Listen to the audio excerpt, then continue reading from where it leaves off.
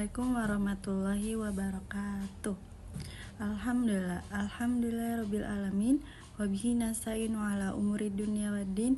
Wassalatu wassalamu ala asrofil anbiya wal mursalin wa ala alihi wa sahbihi ajmain, amma ba'du.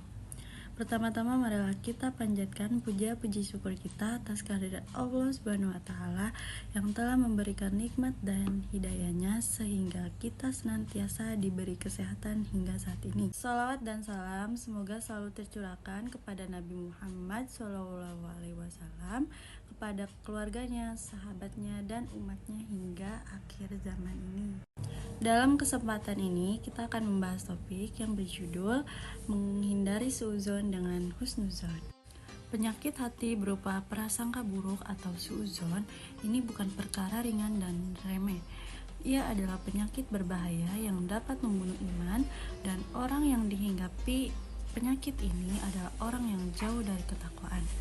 Allah Subhanahu wa taala berfirman dalam Quran yang berbunyi, "Ya ayyuhalladzina amanu ijtanibu katsiran minadh-dhonni inna ba'dadh-dhonni ismun wala tajassasu wala yaghtab ba'dukum ba'dan wa ayuhibbu ahadukum an ya'kula lahma akhihi maitan fakarihtum wattaqullah innallaha wat-tawwabur rahim." Yang artinya, wahai orang-orang yang beriman, jauhilah banyak dari prasangka. Sesungguhnya sebagian prasangka itu dosa. Dan janganlah kamu mencari-cari kesalahan orang lain, dan janganlah ada di antara kamu sekalian yang menggunjing sebagian yang lain. Apakah di antara kalian ada yang suka memakan daging saudaranya yang sudah mati? Tentu kalian merasa jijik. Dan bertakwalah kepada Allah, sungguh Allah Maha Penerima Taubat dan Maha Penyayang. Quran Surat Al-Hujurat ayat 12. Prasangka yang banyak mengandung dosa dan dilarang dari ayat yang tadi adalah prasangka buruk.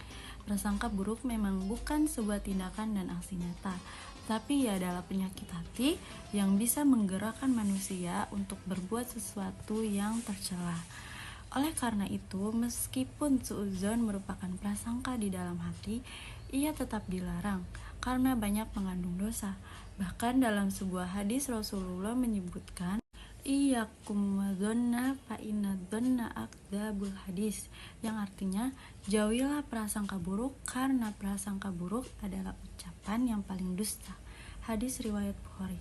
Hadis ini sangat penting untuk direnungkan dan dipahami karena penyakit hati berupa prasangka buruk merupakan maksiat yang samar yang terkadang diremehkan oleh manusia.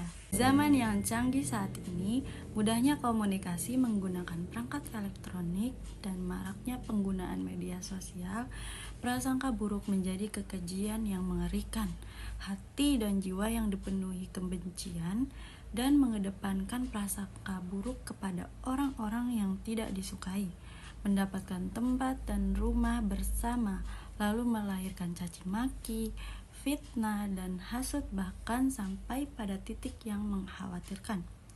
Kalau prasangka buruk saja merupakan dosa serius dan disamakan dengan ucapan yang paling dusta, begitu juga dengan caci maki, fitnah, hasutan, dan ujaran kebencian yang dihasilkan oleh prasangka buruk. Seperti contoh, Aminah adalah seorang yang suka berprasangka buruk kepada orang lain. Suatu hari, dia tidak melihat ponselnya di meja dan langsung mengira temannya Rina yang mengambil ponselnya. Aminah langsung menghampiri Rina dan menuduhnya. Rina sangat terkejut dan membantah atas tuduhannya. Namun, Aminah tidak percaya. Dia terus-menerus menuduh Rina hingga akhirnya mereka berdua bertengkar. Beberapa hari kemudian, ponsel Aminah ditemukan di bawah bantal tempat tidurnya. Aminah merasa sangat bersalah dan meminta maaf kepada Rina.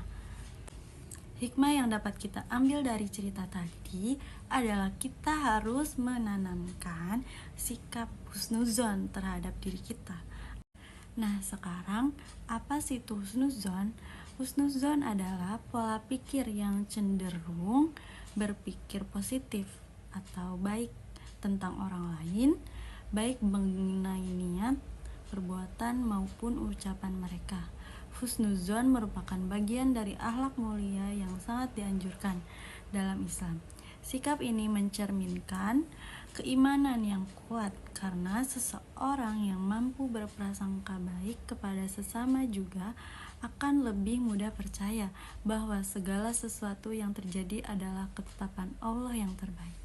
Manfaat husnuzon bagi manusia antara lain menjaga keharmonisan hubungan, menghindari konflik dan salah paham, meningkatkan empati dan kepedulian, mengurangi stres dan beban pikiran, memperkuat keimanan kepada Allah, menciptakan lingkungan yang positif, dan terakhir, membantu proses memaafkan.